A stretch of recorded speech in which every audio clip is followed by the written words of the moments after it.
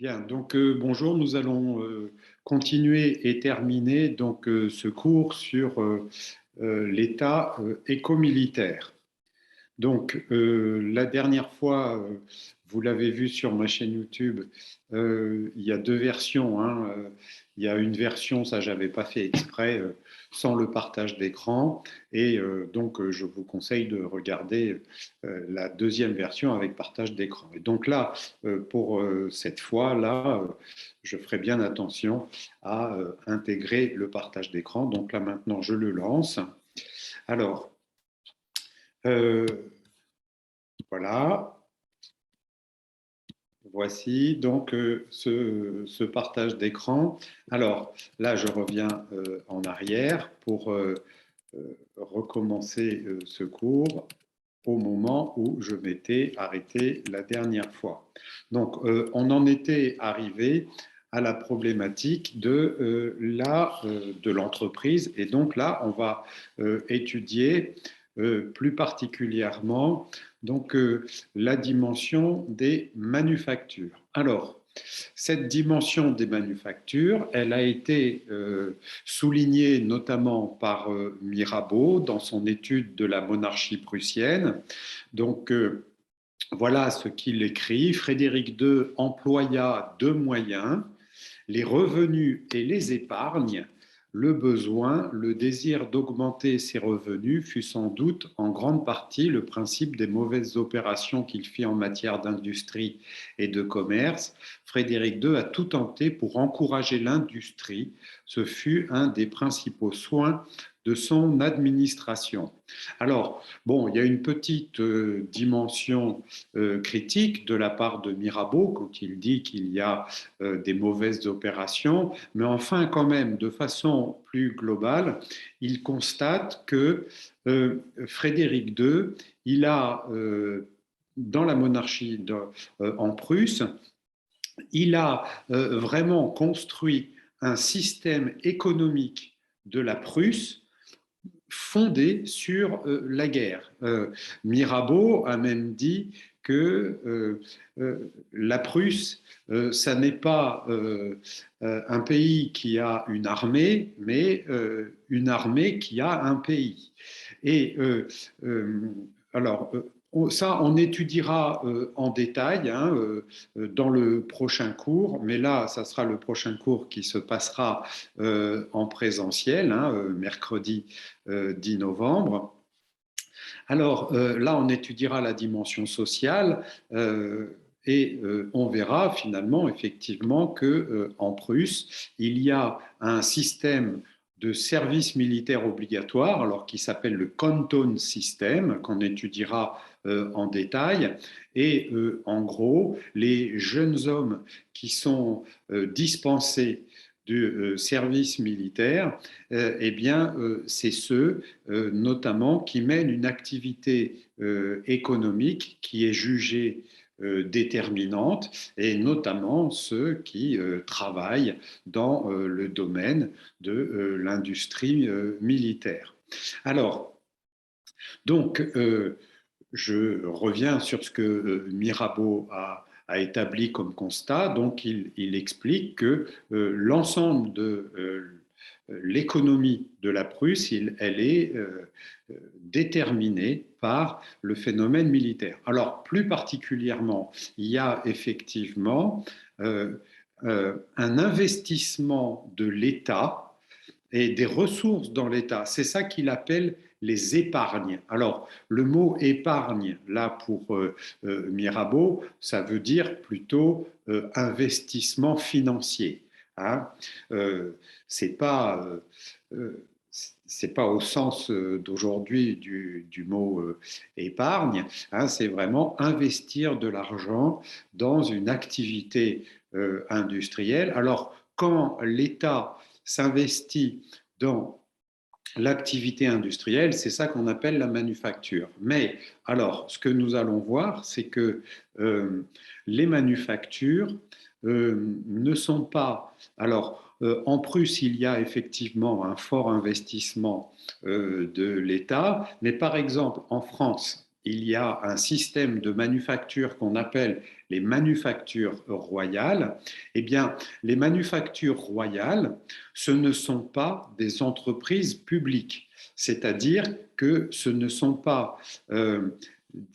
n'est pas l'État qui s'investit directement financièrement dans ces entreprises. Alors, globalement, les manufactures, ce sont des entreprises fondées donc sur des finances privées, mais ces entreprises privées, elles sont cependant encadrées par l'État, alors notamment dans la gestion du personnel et par ailleurs aussi dans les modalités de production. C'est l'État qui impose des normes pour gérer la production. Alors, la production de deux principaux objets, bon, les manufactures, ce sont d'abord les manufactures d'armes, hein, donc fabriquer des armes, mais il y a aussi des manufactures de fabrication des uniformes. Hein.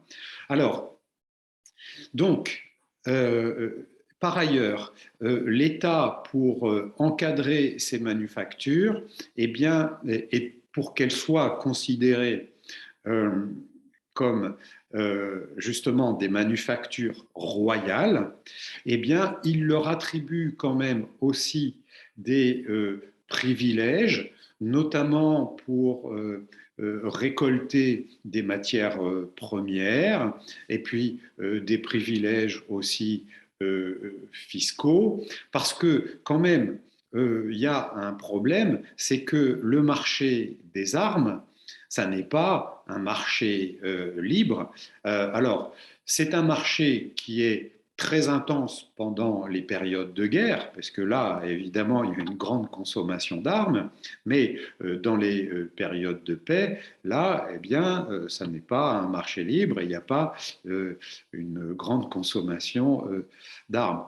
Donc, le roi, il doit gérer et puis, alors, il va y avoir des règlements qui vont s'imposer et qui même d'ailleurs, alors ça on l'étudiera plus tard, mais qui vont culminer pendant la Révolution française.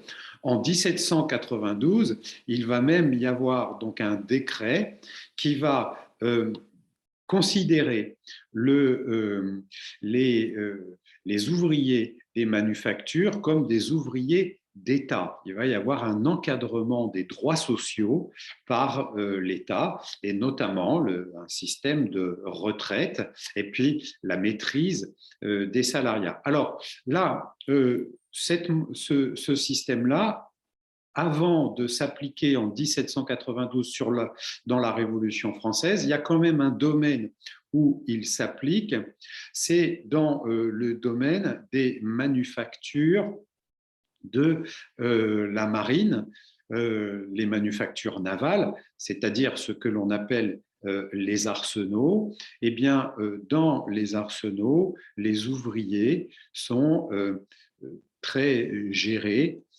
par l'État. Et donc, pour qu'ils puissent être maintenus et puis pour qu'ils puissent... Alors, ils ne sont pas payés directement par l'État, mais il y a un encadrement hein, de leur salaire. Donc, alors,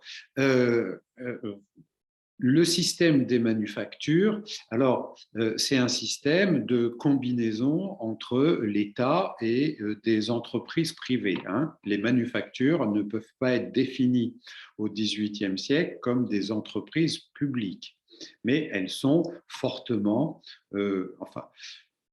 contrôlées par l'État. Alors, il y a malgré tout certaines manufactures, certains domaines qui sont moins contrôlés par l'État. Alors, j'évoquais tout à l'heure les arsenaux, c'est-à-dire les manufactures de fabrication des navires, mais justement pour que les navires soient fabriqués et équipés, il faut aussi leur fournir des produits et des matériaux qui ont été fabriqués par d'autres manufactures.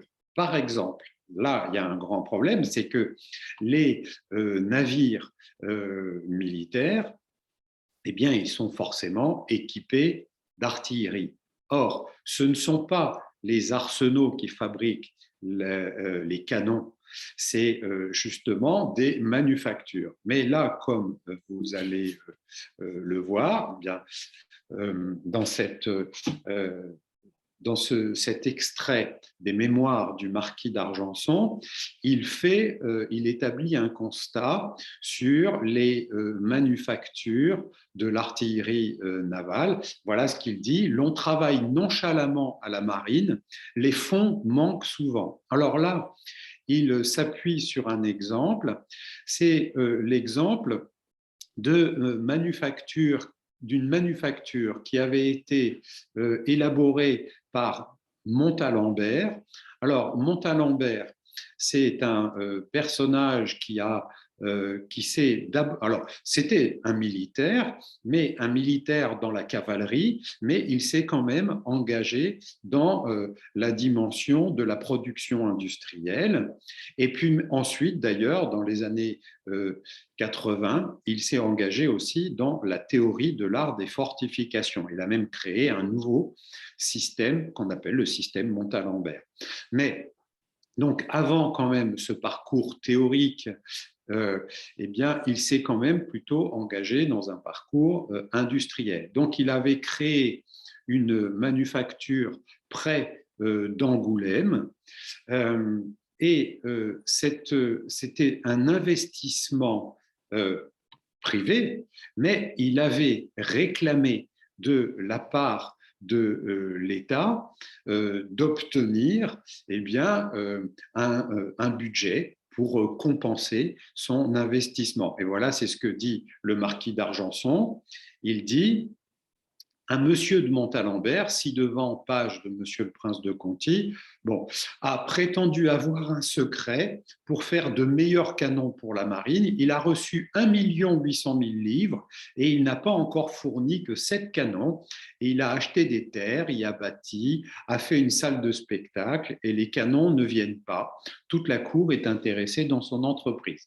Bon, bref, vous le voyez, marquis d'Argenson, le marquis d'Argenson accuse Montalembert d'avoir bénéficié de ressources transmises par l'État, mais de ne pas avoir produit suffisamment de canons. Alors, la relation entre la manufacture de Montalembert et l'État a été très instable. Il y a vraiment eu, parce que Montalembert lui-même a dit qu'il n'avait pas reçu ces ressources.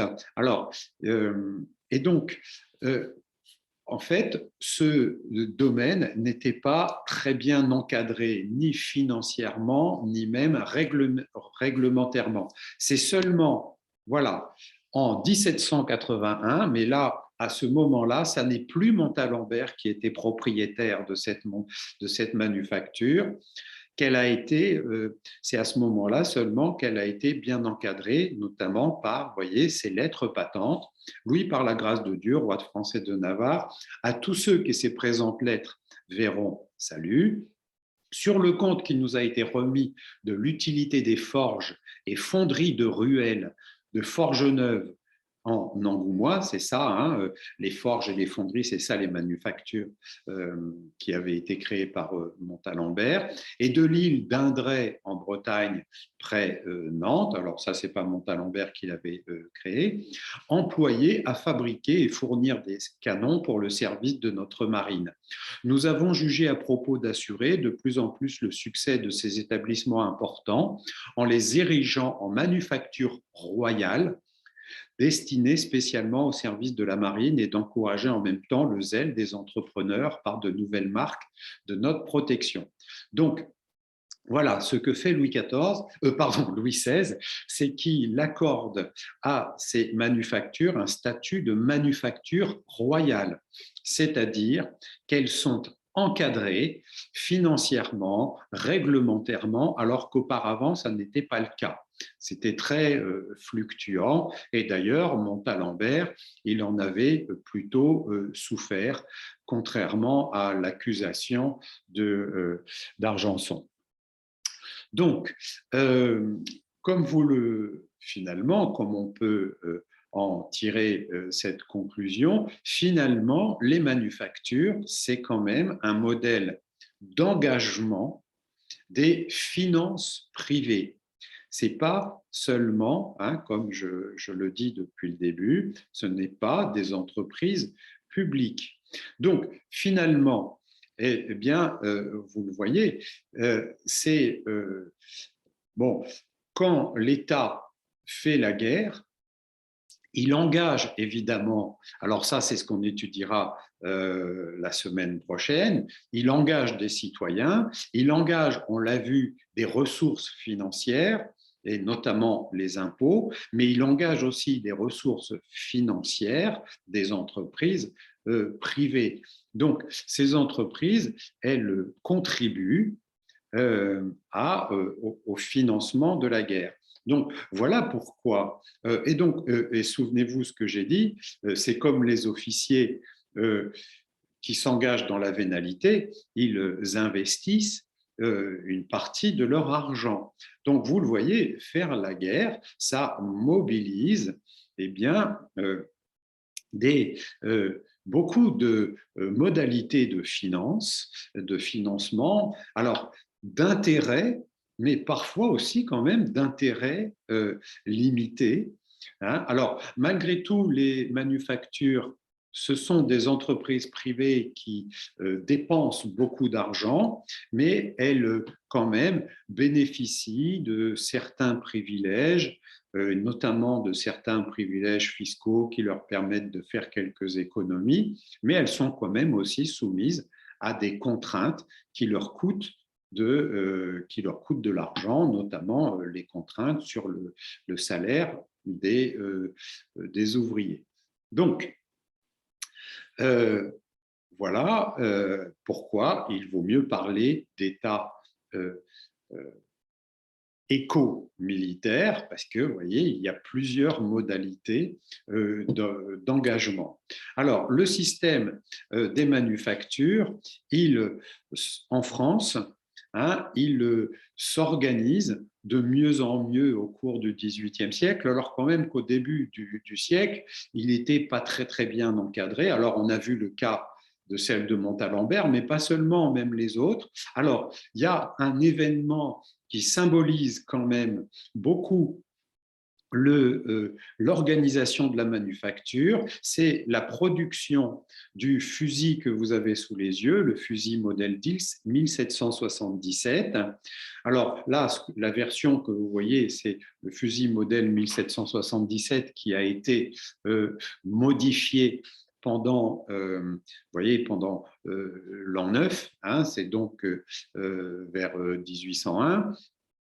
Bon, mais la version initiale, donc le modèle 1777, ce qui a caractérisé cette production, c'est qu'elle était très encadrée. Il y avait vraiment un modèle de standardisation de la production. Ça veut donc dire que, alors, la manufacture qui l'a produit initialement, c'est la manufacture de Saint-Étienne, qui avait été créée en 1764, mais comme les normes de production avaient été encadrées, ça veut dire que toutes les pièces de ce fusil, elles étaient standardisées.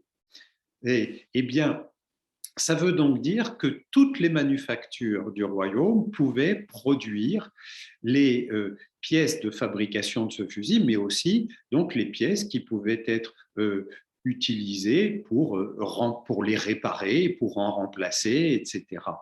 Donc là, il y a vraiment une standardisation de la production et d'ailleurs, le fusil modèle 1777 va devenir le fusil le plus efficace de l'Europe. Hein. D'ailleurs, par exemple, au moment des guerres napoléoniennes, il y a un général prussien qui s'appelle Scharnhorst. Eh bien, Scharnhorst, il avait fait une étude sur l'efficacité des armes à feu et il avait fait des tests et des tests sur l'usage des canons et aussi des fusils. Et là, ces tests avaient révélé que le fusil qui avait le plus d'efficacité, c'est-à-dire dont les balles pénétraient le plus profondément et étaient les plus précises, eh bien, c'était le fusil français, c'est-à-dire le modèle 1777 modifié en l'an 9. Alors, donc ça, c'est vraiment une conséquence de l'encadrement de plus en plus efficace des manufactures, mais justement, avant ça, eh bien, les manufactures jugées les plus efficaces, c'était plutôt les manufactures prussiennes, celles qui avaient été élaborées par Frédéric II. Alors, il y a un domaine quand même particulier des manufactures et du système industriel, alors qu'on a déjà un petit peu évoqué, mais là, on va aborder une autre dimension. On ne va pas seulement aborder la problématique de la fabrication des armements et des navires, mais on va là aborder la problématique des compagnies navales. Alors, donc, c'est ce que j'appelle l'entreprise navale. Alors, l'entreprise navale, là, ce que vous voyez, donc là, c'est une gravure qui date de 1800, mais qui représente là un bâtiment qui existait avant 1800. C'est un bâtiment à Londres qui est le bâtiment de l'East India Company. Alors, l'East India Company, c'est-à-dire donc la compagnie, alors ce qu'on appelle en France, parce qu'il y a un équivalent en France, c'est la Compagnie des Indes orientales qui avait été créée en 1664. Mais là, l'East India Company, elle avait été créée en 1600 en Angleterre. Alors, qu'est-ce que c'est que ces compagnies des Indes? Eh bien, l'East India Company, eh bien, c'est une entreprise privée, et même d'ailleurs, alors, il y a eu aussi une compagnie des Indes orientales qui a été créée en Hollande, en 1607. Eh bien, en Hollande, mais aussi et surtout même en Angleterre, eh bien, ces compagnies, elles ont alimenté la naissance du capitalisme. C'est-à-dire que ces compagnies, elles sont financées par un regroupement d'actionnaires. Et donc, ça devient vraiment la naissance du régime capitaliste. C'est des actionnaires qui s'investissent dedans et puis qui la gèrent. Alors, quelle est la fonction de ces compagnies des Indes? Ce sont des compagnies qui donc, sont constituées par des vaisseaux, mais des vaisseaux qui ont une double mission. Une première mission, c'est faire du commerce, mais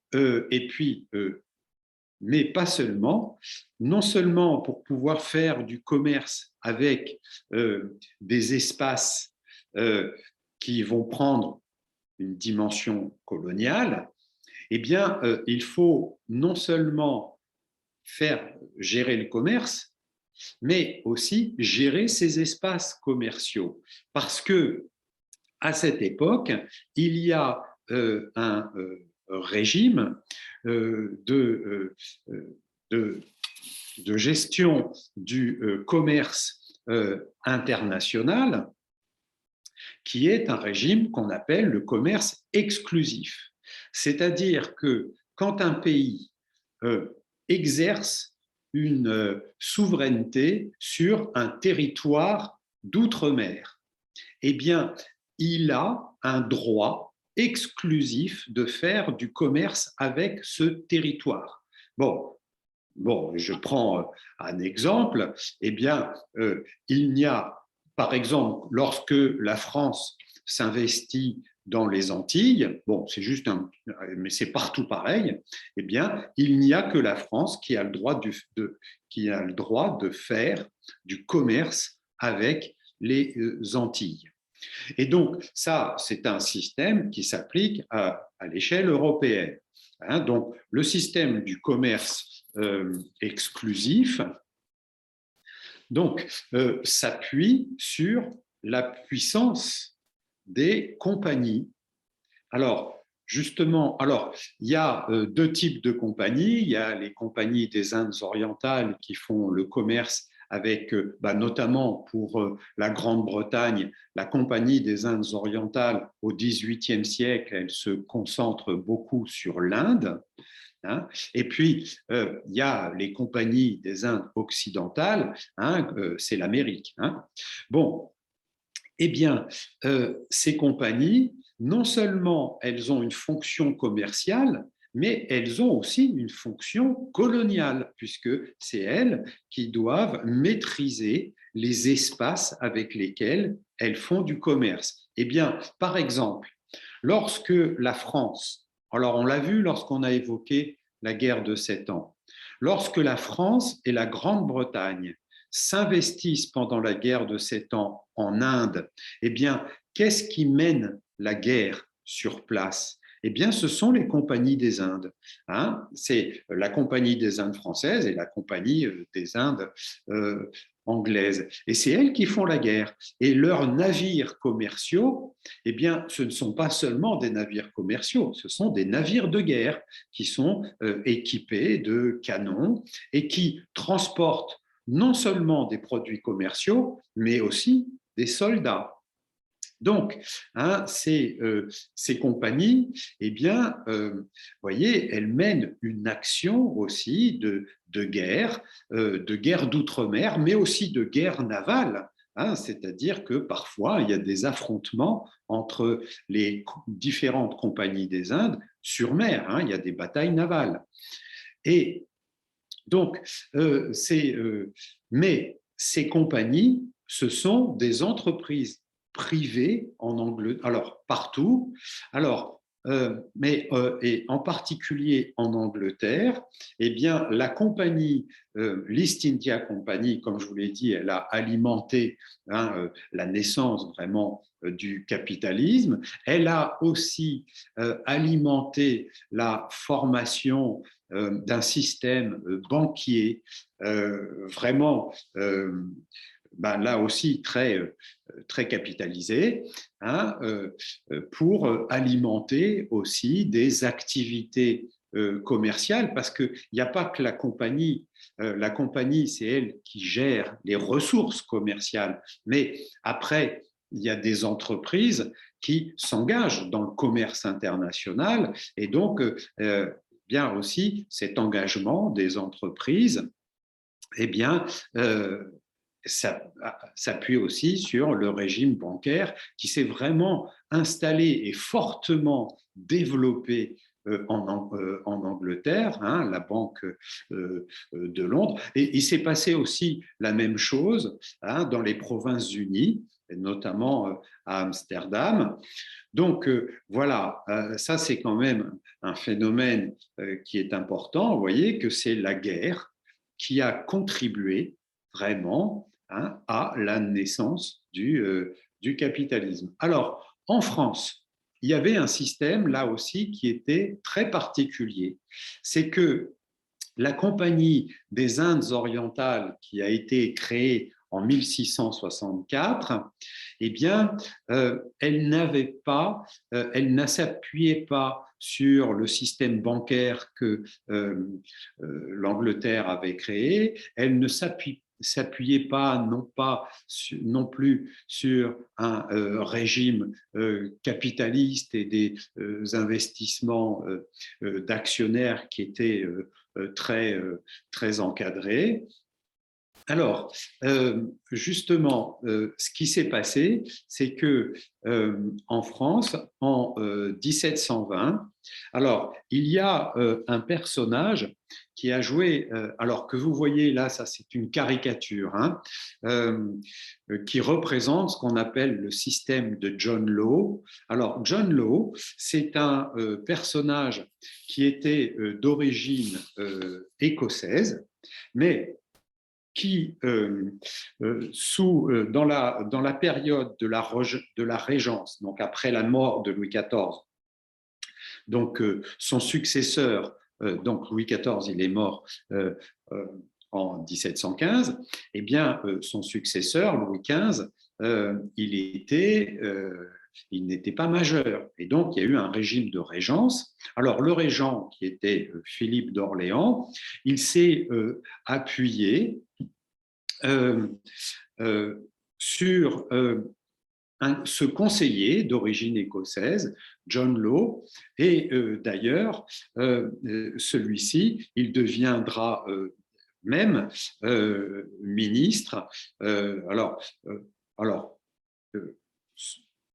Bon, contrôleur général des finances, hein, c'est le nom du ministre des Finances. Alors, mais ça ne va pas durer longtemps parce qu'il va y avoir une crise, qui est représentée d'ailleurs par cette caricature. Il va y avoir une crise en 1720. Alors, justement, qu'est-ce qu'il a voulu faire, John Law? Eh bien, d'abord, en 1716, il a voulu justement, bon, il était d'origine écossaise, hein, donc il s'est appuyé sur le modèle de l'Angleterre. Il a voulu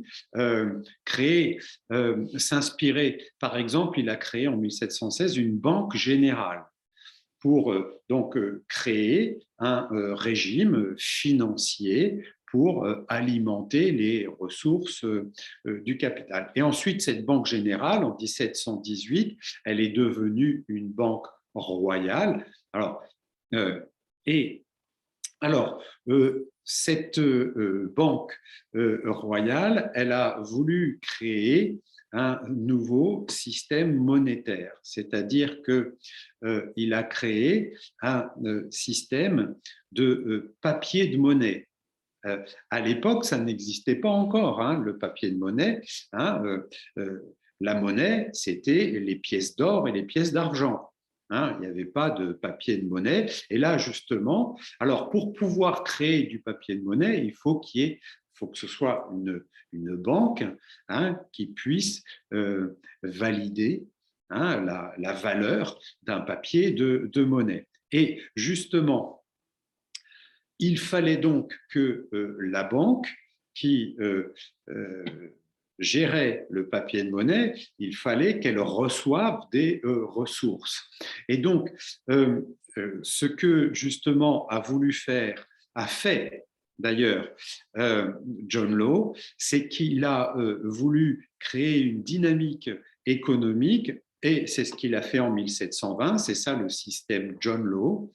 Eh bien, il a fait une fusion entre, alors, la Compagnie des Indes. Alors qu'il avait changé, c'était plus seulement la Compagnie des Indes orientales, elle était devenue la Compagnie perpétuelle des Indes, c'est-à-dire une compagnie des Indes occidentales et orientales, hein, de tous les espaces coloniaux. Et donc, il a créé une fusion entre la Compagnie des Indes et la Banque royale en 1720. Le problème, c'est que ça a alimenté une crise. Il n'y a pas eu beaucoup de monde qui lui a fait confiance, et donc il n'y a pas eu d'investissement finalement dans ce système, et même d'ailleurs tous ceux qui possédaient des papiers-monnaies, eh bien, se sont présentés à la banque pour échanger leurs papiers-monnaie contre, hein, les pièces d'or et d'argent. Et donc là, ça veut dire que la banque s'est effondrée. Et donc, Voilà, ce que la France n'a pas réussi à faire, c'était ce que justement l'Angleterre avait réussi à faire, c'était alimenter, c'est faire le lien entre un régime bancaire, un, le système des compagnies des Indes, et puis, bien sûr, l'investissement dans la dimension coloniale, mais aussi commerciale. Eh bien, ça, la France le fait moins efficacement, moins bien. Et donc, la crise du système John Law va même provoquer ce qu'on appelle une banqueroute. C'est ce qu'on appelle la banqueroute de Law. Et d'ailleurs, John Law, il va être exclu, il va devoir quitter le royaume de France. Alors, par la suite, la Compagnie des Indes, eh bien, elle va rester quand même toujours dans une difficulté de financement. Et puis, va même y avoir des critiques. Il y a des gens qui vont dire, alors, il y a eu plusieurs types de critiques. Il y a des gens qui vont considérer, qui considéraient que, bien, pour faire la guerre au nom du roi, eh bien, il fallait que ce soit des soldats du roi et pas une compagnie comme la Compagnie des Indes. À l'inverse, d'autres considéraient qu'il fallait que le commerce soit libre, que n'importe qui puisse développer des relations commerciales avec les espaces coloniaux, etc. Et notamment, certains considéraient que les espaces coloniaux devaient eux-mêmes avoir, alors pas tout à fait une indépendance, mais avoir quand même une indépendance commerciale. C'est-à-dire que, bon, bah, par exemple, considérer que, eh bien, par exemple, dans les Antilles, eh bien, les marchands et les producteurs dans les Antilles pouvaient faire du commerce avec l'espace américain, qu'il soit d'ailleurs français ou britannique. Donc voilà. Et donc c'est ce qui a alimenté en 1769 toutes ces critiques, la suppression de la Compagnie des Indes en 1769, mais ensuite elle va être restaurée. Alors il y a une problématique qui a été soulignée par là ce personnage qui s'appelle Micoud du Mons. Alors Micoud du Mons, c'était le premier commis du département de la Marine, donc du ministre de la Marine. Et il avait fait un rapport. Et voilà ce qu'il dit. Ça, c'est un très bon constat. Enfin, un constat très intéressant. Quand je dis bon, c'est pas un jugement. C'est un constat intéressant parce qu'il fait un bilan de la situation. Il dit la supériorité d'une puissance maritime est nécessairement en raison du nombre de vaisseaux qu'elle entretient, de la force de ces vaisseaux, de la célérité avec laquelle on peut les armer, du nombre de matelots qu'elle peut employer, de l'expérience de ses officiers. Bon, là, j'accélère. Et donc, il dit, on ne peut se dissimuler que l'Angleterre, sous ses différents points de vue, n'ait encore une prépondérance décidée. Donc voilà, c'est l'Angleterre qui arrive eh bien, à faire cette combinaison entre la puissance navale, mais aussi dans toutes ses dimensions. Dimension commerciale, dimension guerrière, dimension coloniale, et la puissance navale de l'Angleterre, c'est elle qui domine à cet espace. Alors, malgré tout, là, il écrit ça en 1783. Alors, il y a eu, pendant la guerre d'indépendance des États-Unis, il y a eu une phase totalement inédite, c'est que pendant cette guerre, la France a remporté quand même quelques séquences victorieuses contre la marine anglaise. Or, c'est la première fois dans l'histoire de France, enfin dans l'histoire même, pardon, dans l'histoire européenne, que la France avait acquis des séquences victorieuses, alors que jusqu'à présent, mais d'ailleurs, bon, ces petites séquences victorieuses, elles se sont quand même achevées en 1782 par une très grande défaite navale de la France. C'est la bataille des Saintes, menée dans les Antilles, et qui a été donc une victoire de la Grande-Bretagne. Donc, bon, la France a remporté des petites victoires, mais elle n'a pas acquis quand même la supériorité dans l'espace naval. Et donc là, comme le constate Mico Dumons, c'est quand même la Grande-Bretagne qui reste la grande puissance navale et qui s'appuie non seulement sur une puissance commerciale, mais il le dit, sur des grandes ressources matérielles, humaines, etc. Et ce qu'il dit, ça c'est très important, dans l'état de paix comme dans l'état de guerre, la même est couverte de vaisseaux. Ça c'est très important. Il dit que justement, le rôle des vaisseaux des compagnies des Indes, mais aussi même des vaisseaux directement, qui sont placés directement sous l'autorité royale, la marine royale ou la Royal Navy, eh bien, ces vaisseaux, ils jouent un rôle important, non seulement pendant la guerre, mais aussi pendant la paix, parce que le commerce, c'est aussi un phénomène, enfin, non seulement, je ne dis pas, c'est pas aussi, c'est surtout un phénomène en temps de paix. C'est en temps de paix que le commerce est le plus important. Et donc là, vous voyez, ça montre très bien le rôle déterminant de la guerre dans la structuration du commerce, y compris en temps de paix. Donc, la guerre, elle a une valeur, une influence structurelle. Et il dit toutes les dépenses de l'Angleterre, toutes ses vues, tous ses efforts se rapportent à l'accroissement de sa marine comme le seul et véritable moyen qui favorise le système politique qu'elle a adopté d'un commerce et qu'elle a possédé presque exclusivement, système qui s'est perpétué malgré les changements du ministère. Donc, voyez vraiment là cette citation.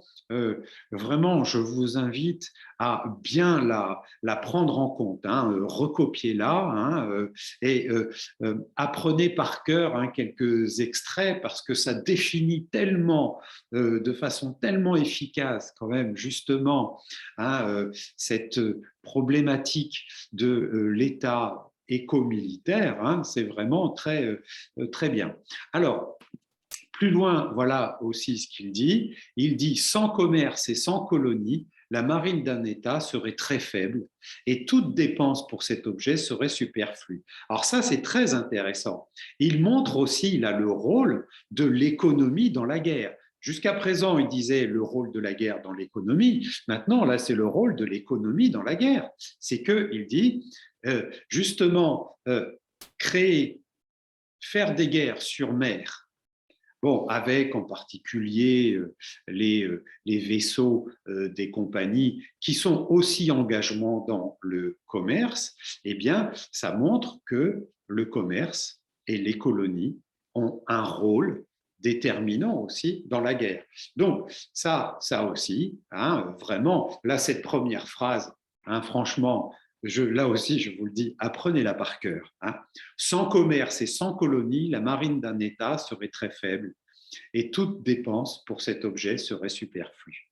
Vous voyez, c'est très intéressant parce que ça montre que l'investissement de l'État dans le commerce naval et aussi dans la marine, eh bien, non seulement c'est une dépense, mais ça aussi, ça permet de soutenir le commerce qui rapporte de l'argent. Et notamment, pour qu'est-ce que le commerce rapporte comme ressources à l'État? Et bien sûr, c'est les taxes des produits commerciaux qui sont après insérés sur le territoire. Et là, l'État, il prélève des taxes. Donc, vous le voyez, là, c'est très intéressant. C'est là ce que montre Mico Dumons, c'est la valeur, la dimension interactive entre l'État et entre l'État, la guerre et le commerce. C'est un phénomène interactif qui va dans tous les sens. Alors, maintenant, nous allons justement, maintenant qu'on a vu là, on a étudié les différentes composantes du concept d'État éco-militaire. L'impôt, le crédit, l'entreprise. C'est pour ça que je dis qu'il ne faut pas trop se concentrer sur le concept d'État militaro-fiscal. Le concept d'État militaro-fiscal se concentre trop sur l'impôt. Alors que là, je définis l'État éco-militaire comme un art combinatoire entre les trois composantes: l'impôt, le crédit et l'entreprise. Et finalement, l'État éco-militaire, chaque État européen eh bien, combine de façon particulière ces différentes données. Alors, en Grande-Bretagne, il y a une concentration sur l'impôt, mais on vient de le voir, pas exclusivement. Hein, il y a aussi quand même le rôle de l'entreprise. En France, il y a une concentration sur le lien entre l'impôt et, je dirais, entre les trois composantes: l'impôt, le crédit et l'entreprise. Et comme l'avait montré Mirabeau sur la Prusse, eh bien, l'État, lui, il s'investit beaucoup dans l'impôt et dans l'entreprise, plus que dans le crédit. Donc, bon, et puis on pourrait faire un bilan global, mais ça nous prendrait beaucoup de temps, mais de tous les États qui combinent chacun de façon particulière ces trois données. Mais ce qu'il faut retenir, c'est que justement, c'est la définition de l'État éco-militaire comme un art combinatoire de ces trois données. Alors, ça alimente donc une dimension de rapport entre la guerre et l'économie comme un phénomène global, c'est-à-dire un phénomène qui engage toute l'économie, mais alors on va le voir aussi, qui engage la population. Donc la guerre soulève aussi des enjeux économiques qui s'appuient sur la population, parce que qui paye l'impôt? C'est la population. Qui fait la guerre? C'est la population. Et donc l'État éco-militaire, il s'appuie aussi sur les effets et sur les données démographiques. Alors, voilà quelques éléments. Là, vous le voyez, là, ce sont des effectifs militaires. Eh bien, alors, au début, l'Angleterre, pendant la guerre de la Ligue d'Augsbourg, elle a un faible engagement. C'est 1,4% de sa population. Alors, en plus, sa population est faible, et elle a une armée, vous voyez, alors, quand je dis armée, c'est armée terrestre et armée navale, de 87 500 hommes. Alors que la France, à cette époque, elle a une armée de 450 000 hommes. Et là, ça représente 2,2% de la population. Alors, pendant la guerre de 7 ans, là, c'est différent. Vous voyez, si on compare la Grande-Bretagne, la France et la Prusse, alors, elles ont des populations qui sont quand même très différentes. La France, elle est à peu près autour de 25 millions, la Grande-Bretagne autour de 9-10 millions et la Prusse autour de 5 millions. Mais vous voyez, donc du coup, elles ont des effectifs militaires qui sont aussi différents, mais la proportion de leurs effectifs militaires par rapport à la population, elle est quasiment la même partout. Vous voyez, 1,6, 1,7, 1,8%. Donc, alors, tout ça quand même, première conclusion, c'est que c'est quand même une proportion assez faible. 1,8% même au maximum d'habitants, c'est pas énorme, mais justement, ça, quand même, ça a des effets. Alors, important. Alors, par exemple, c'est ce que dit Joseph Servan dans son livre intitulé Le soldat citoyen, publié en 1780. Il dit: on a dit dans beaucoup de livres que l'État militaire en France était une autre espèce de clergé qui n'était guère moins destructif, que le célibat y était ordonné par le prince, que nos soldats, n'ayant point la liberté de se marier quand ils servent, mouraient en général sans laisser de postérité. Alors là, ce que dit Joseph Servan, c'est que, alors effectivement, les soldats pratiquement sont très rarement autorisés à se marier, et même à partir de 1788, ça sera même encadré réglementairement. Un soldat ne pourra pas être autorisé à se marier sans l'autorisation de son officier. Alors ça a été le constat d'une réalité qui existait de façon pratique avant. Et à partir de 1788, c'est encadré réglementairement. Alors, là, ce que dit Joseph Servan, c'est que donc un soldat, c'est une espèce de clergé, c'est-à-dire que c'est un célibataire qui ne peut pas avoir d'enfant. Et donc à ce moment-là, beaucoup considèrent que l'armée, eh bien, a un facteur qui est qui provoque une tendance de chute de la population parce qu'un soldat ne fait pas d'enfants, etc. Donc, on considère qu'un soldat qui s'engage dans l'armée, eh bien, c'est, bon, on l'étudiera aussi la semaine prochaine, c'est quelqu'un qui sort de la société et qui n'alimente plus la richesse, alors notamment la richesse démographique de la société. Alors, il y a une autre dimension.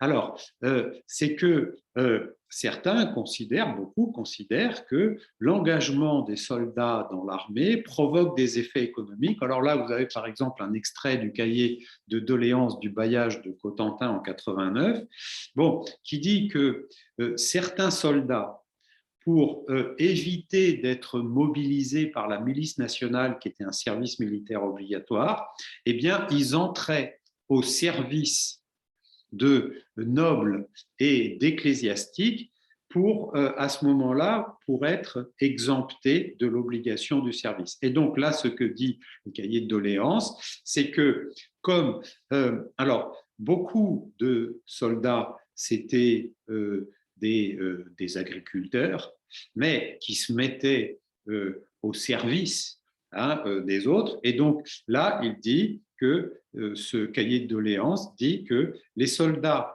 les agriculteurs qui ne veulent pas devenir soldats se mettent au service de la noblesse et du clergé, mais ça veut donc dire que les agriculteurs propriétaires, les fermiers, eh bien, qui engagent des, euh, des, des agriculteurs non propriétaires, eh bien, ils ont moins de ressources de main-d'œuvre et donc ils sont obligés de payer plus cher. Bon, voilà. Alors, bon, ça, c'est un exemple. Ça alimente la sensation que, eh bien, la guerre, elle a des effets alors négatifs non seulement sur le commerce, mais même sur l'agriculture. Parce qu'on considère à cette époque que, alors ça c'est vrai, ça a été vérifié par l'historien André Corvisier, qui a étudié l'origine sociale des soldats au XVIIIe siècle. Et donc, la majorité des, quand même, il y a une part importante, la majorité des soldats qui viennent du domaine rural, ils sont bien sûr, ils ont des origines d'agriculteurs. Alors, cela dit, on le verra, il y a quand même une grande proportion de soldats qui viennent des milieux urbains et artisanaux. Bon, ce sont surtout des artisans. Bon, enfin, bon, bref, à cette époque, on pense quand même que, et surtout, alors là, ce qui est critiqué, ça n'est pas l'engagement des soldats volontaires, c'est le service militaire obligatoire. Et là, le service militaire obligatoire, eh bien là, il recrute essentiellement et en grande quantité des soldats d'origine paysanne. Donc, ceux qui subissent l'obligation militaire, c'est surtout les paysans, parce que c'est la plus grande proportion de la population. C'est à peu près 85% de la population, ce sont des ruraux. Donc, on considère, là, c'est ce que dit le cahier de doléances, que le service militaire obligatoire affecte l'agriculture, parce que ça détruit, ça affecte le milieu des paysans. Alors, il y a une problématique, justement, là je me référais tout à l'heure à l'étude des origines sociales des soldats faite par l'historien André Corvisier, mais justement à cette époque, il y a eu quand même la perception de la nécessité de prendre en compte le phénomène démographique, c'est-à-dire savoir combien d'hommes l'armée peut mobiliser et quel type d'hommes l'armée peut mobiliser, de quelle origine sociale. Eh bien, ça, c'est un phénomène très important. Et je dirais même que c'est la dimension militaire qui a alimenté, par exemple, l'évaluation démographique, c'est-à-dire dénombrer. Par exemple, c'est ce que Vauban avait fait sous le règne de Louis XIV. Vauban, il avait dit à Louis XIV qu'il fallait créer un système d'évaluation du nombre de Français. Alors, il avait appliqué à certains espaces limités, et alors, et il avait fait une évaluation, c'est-à-dire pas un compte précis. Bon, pour essayer, en gros, Vauban avait dit à Louis XIV, si vous voulez savoir combien d'hommes vous pouvez mobiliser dans votre armée, vous devez savoir combien il y a de Français. Donc, alors, il y a eu quand même un régime qui s'est progressivement implanté d'estimation de la population. Alors, en revanche, à cette époque, en Angleterre, là, le régime qui s'est implanté, c'est vraiment, là, c'est plus qu'un régime d'estimation, c'est vraiment ce qu'on appellerait de la statistique sociale. Et celui qui a créé ça, c'est Gregory King. Gregory King, en 1688, il a réalisé, alors là, vous voyez le titre en anglais, A Scheme of the Income and Expense of the Several Families of England. Alors, c'est-à-dire un schéma d'évaluation, d'estimation des ressources des différentes familles de l'Angleterre. Donc là, il a fait un inventaire des différentes catégories sociales. Donc, vous voyez, bon, les négociants, les gens de justice, le clergé, les fermiers, etc. Donc, il a élaboré différentes catégories sociales. Et là, il a dit que alors, d'abord, il a élaboré, il a dénombré le nombre de familles, et ensuite, il a dit, en moyenne, il y a tant de personnes dans chaque famille, et donc, du coup, ça permet d'évaluer le nombre total de la population. Alors, vous voyez, là, en 1688, alors là, 5 500 520 habitants, mais là, c'est que l'Angleterre. Ça n'intègre pas l'Écosse, ni même d'ailleurs l'Irlande. C'est pour ça que, voilà, lorsque au XVIIIe siècle, l'Angleterre et l'Écosse vont se fusionner pour créer la Grande-Bretagne, eh bien, la population de la Grande-Bretagne, on l'a vu tout à l'heure, vers le milieu du XVIIIe, c'était entre 9 et 10 millions. Donc, et puis aussi, vous le voyez, ça c'est une donnée très importante, c'est que Gregory King, il évalue aussi le revenu de chaque famille. Donc, alors, Gregory King, il a un parcours. Alors, il a été admis comme commissaire aux impôts, c'est-à-dire que, justement, il a participé à l'élaboration du niveau des impôts, etc. Et en s'appuyant sur ses études de statistiques sociales. Mais ensuite, il va devenir secrétaire du contrôle des comptes de l'armée. Alors, ça souligne là une problématique, c'est que justement, il y a un lien.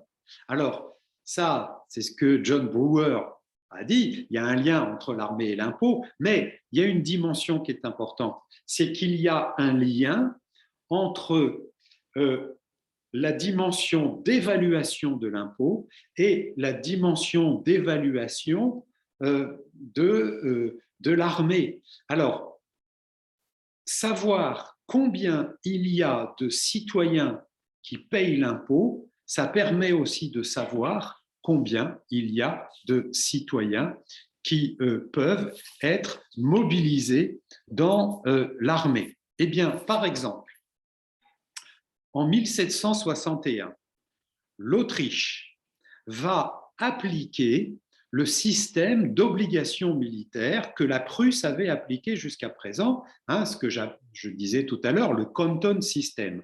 Alors, le Canton System, c'était un système d'obligation militaire. Eh bien, l'Autriche va l'appliquer aussi, ce système d'obligation en 1761. Mais justement, pour pouvoir faire la liste des individus qui seront soumis à l'obligation militaire, parce que pour créer une obligation militaire, il faut pouvoir avoir la liste. Alors, de ce qu'on appelle les conscrits. Conscrits, il faut vraiment s'appuyer sur l'étymologie de ce mot. Conscrits, c'est ceux qui sont inscrits ensemble sur une liste. Donc, eh bien, ça, la conscription, ça souligne l'enjeu déterminant de la liste. La conscription, c'est faire la liste de ceux qui peuvent être soumis au service militaire. Eh bien, en Autriche, il y a la création d'un registre de conscription qui, d'ailleurs, évalue là 1 588 130 hommes qui sont conscrits. Alors, conscrits, ça ne veut pas dire mobilisés. Conscrits, c'est la liste de ceux qui peuvent être soumis à l'obligation militaire. Et donc, tous les conscrits ne sont pas mobilisés dans l'armée. C'est ceux qui sont susceptibles de l'être. Donc, eh bien, là, cette liste, ce registre de conscription, eh bien, il s'appuie sur les ressources fiscales, puisque avant de créer la liste de conscription, il y avait la liste de ceux qui étaient soumis à l'impôt. Et donc, il y a vraiment une combinaison entre ces deux dimensions. Donc, vous voyez, la dimension démographique de la guerre, elle s'appuie aussi sur la dimension fiscale. Alors, maintenant, ça alimente la perception du fait que la guerre… Alors, je vous préviens, là, ça fait 1 heure que j'ai commencé. Là, mon cours, il va durer 1h15. Donc, bon, c'est pas… Mais là, pour une fois, c'est l'avantage de faire un cours en distanciel, c'est que je suis moins soumis aux contraintes horaires. Alors, donc, la guerre apparaît vraiment comme un phénomène global. Alors, il y a une dimension qui alimente aussi la perception du phénomène global, c'est la dimension territoriale. Alors là, vous avez un extrait d'un ouvrage qui avait été réalisé par un ingénieur hollandais qui s'appelle donc Cohorn. Alors, à l'époque de Vauban, d'ailleurs, à cette époque en Europe, on considère qu'il y a 2 théoriciens de l'art des fortifications, Vauban et Cohorn. Alors, Cohorn, il avait donc publié un ouvrage qui s'intitule Nouvelles fortifications et qui a été traduit en français. Alors là, vous avez donc là, une gravure extraite de cet ouvrage qui est très emblématique, qui montre comment une fortification, alors surtout Cohorn, il s'était beaucoup concentré sur la fortification des villes côtières, et des arsenaux, parce que bon, quand même, les Provinces-Unies, elles sont très engagées aussi dans la stratégie navale, mais elles sont aussi quand même très engagées aussi dans la stratégie de défense du territoire.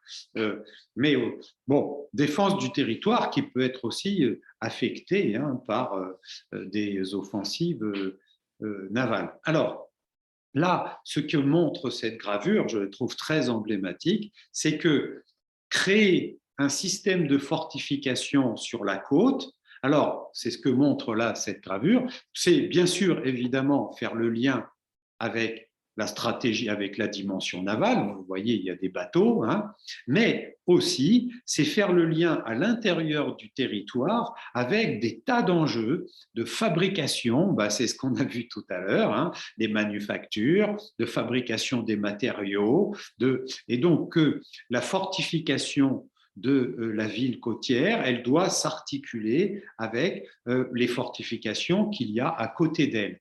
Donc, ce que dit Cohorn, c'est que la construction d'une fortification, ça doit s'insérer dans un espace local et que tout s'investit dans cet espace local, l'économie, la démographie, la géographie aussi, bien évidemment. Donc là, eh bien, la fortification, c'est perçu comme un phénomène global, mais comme le dit Cohorn, un phénomène global à l'échelle locale. Or, Vauban, lui, il dit que... Alors, là, bon, là, vous avez ça avant que le dise, enfin après que le Vauban l'avait dit et organisé. Là, vous avez cette citation que je trouve emblématique. C'est une remontrance du Parlement de Flandre sur l'impôt du 20e. Alors, c'était là le premier 20e qui avait été créé après la guerre de succession d'Autriche et il dit que l'un des points les plus essentiels à la gloire et à la sûreté du royaume, c'est que les frontières soient abondantes et peuplées. C'est là ce qui, dans la Flandre française, a réveillé l'industrie, ranimé l'agriculture, fait fleurir le commerce, attiré les étrangers de toutes parts. C'est là ce qui a donné à la province le pouvoir d'être utile. Alors là aussi, cette citation, apprenez-la, parce que là, ce que dit le Parlement de Paris, c'est que pour faire la guerre, il faut s'appuyer sur la dynamique économique. Parce que une province, là, comme la Flandre, qui s'appuie sur les richesses produites par l'agriculture, le commerce, l'industrie, ça la rend plus efficace, mais aussi, c'est aussi la guerre et l'organisation de systèmes pas des manufactures, mais des fortifications, qui peut soutenir aussi, qui peut alimenter l'activité économique. Par exemple, pour construire un système de fortification, il faut beaucoup un engagement d'artisans. Et puis, bon, voilà, les fortifications, elles peuvent avoir une dimension économique. Alors, il y a un autre auteur et un autre ingénieur, qui là est un ingénieur italien, qui s'appelle Luigi Fernandi Maxilli, qui lui était au service de l'Empire autrichien, de l'Empire germanique, lui, alors c'était pendant la période aussi, fin du XVIIe et début du XVIIIe, et notamment lui, il s'est beaucoup engagé dans la stratégie de l'Empire germanique, dans son opposition, surtout dans les guerres à la fin du XVIIe contre l'Empire ottoman. C'est lui. Il a expliqué, c'est lui qui a notamment élaboré un nouveau système de frontières entre l'Empire germanique et l'Empire ottoman. Et là, il a fait des cartes et il a dit que, voilà, une frontière, donc la dimension, la défense de la frontière, elle doit aussi s'appuyer sur ces données économiques. Là, ce qu'il a montré, par exemple, c'est qu'il a fait des cartes et il a montré que dans par exemple dans le nord de la Transylvanie, eh bien, il y a des ressources minières. Et donc, il fallait construire la frontière et aussi le système de défense à partir de ces ressources minières. Parce que bien, les ressources minières, qu'est-ce qu'elles fournissent? Eh bien, elles fournissent les éléments de fabrication des armes. Hein, bon, mais aussi, de toute façon, pas seulement de la production locale, hein, ça peut aussi alimenter de la production qui peut être envoyée ailleurs. Donc, vous voyez, une fois de plus, là, la guerre, elle a une dimension très, très importante dans la prise en compte du facteur économique. Alors, cela dit, justement, là, ce que souligne Luigi Fernandi Marsili, c'est que, eh bien, là, et ce qu'avait aussi montré d'ailleurs le Hollandais là qu'on a vu, hein, Cohorn, hein, avec là ce qu'il prend en compte, pardon, ce qu'il prend. Ah ben, attendez, je reviens en arrière. Ben, bon, excusez-moi, c'est que là ça va dans le mauvais sens.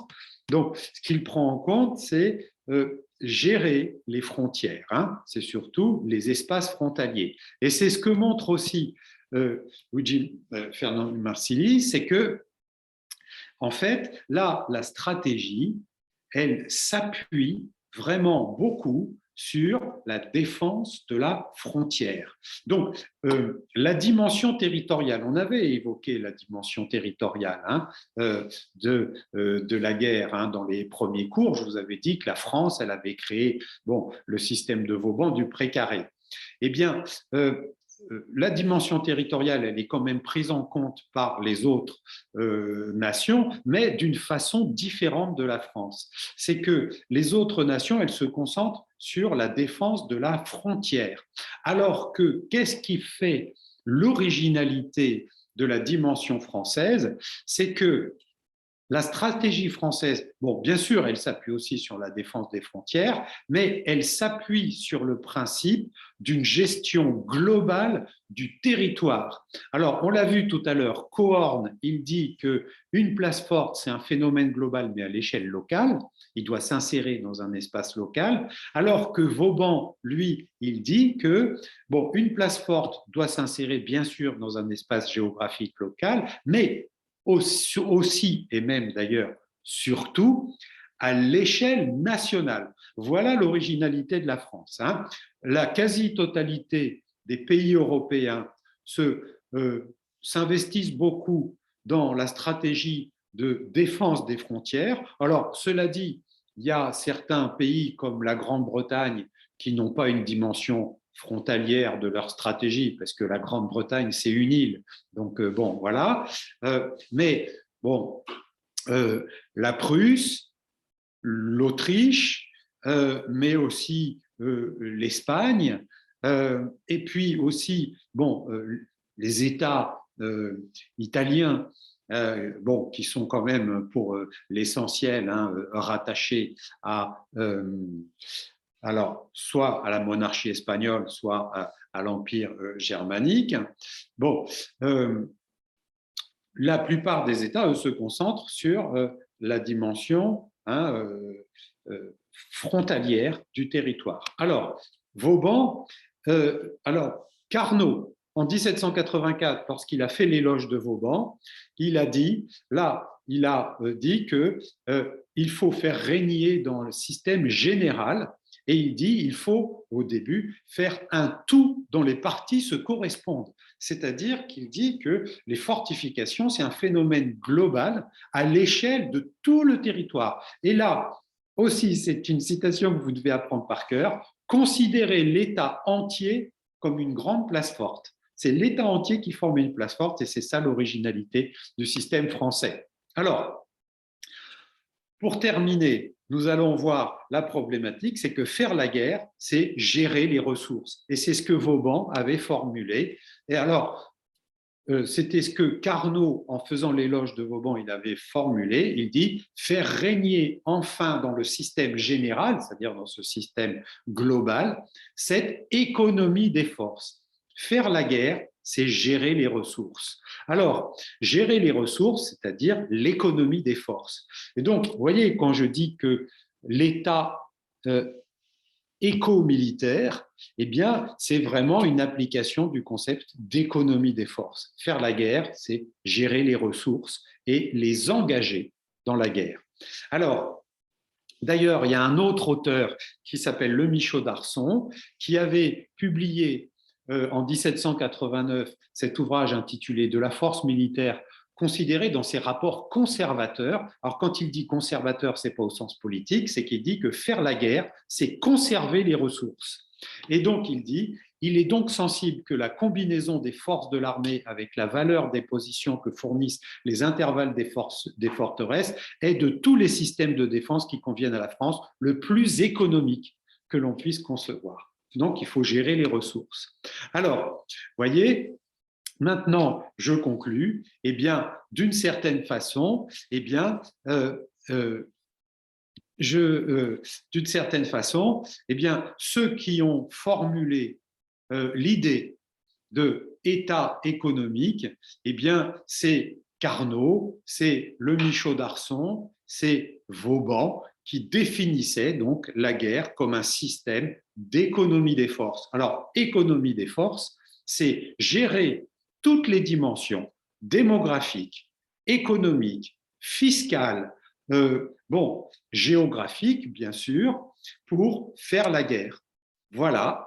Donc, la semaine prochaine, nous allons étudier les conséquences de la guerre sur la société et les conséquences de la société sur la guerre. Voilà, à la semaine prochaine en présentiel.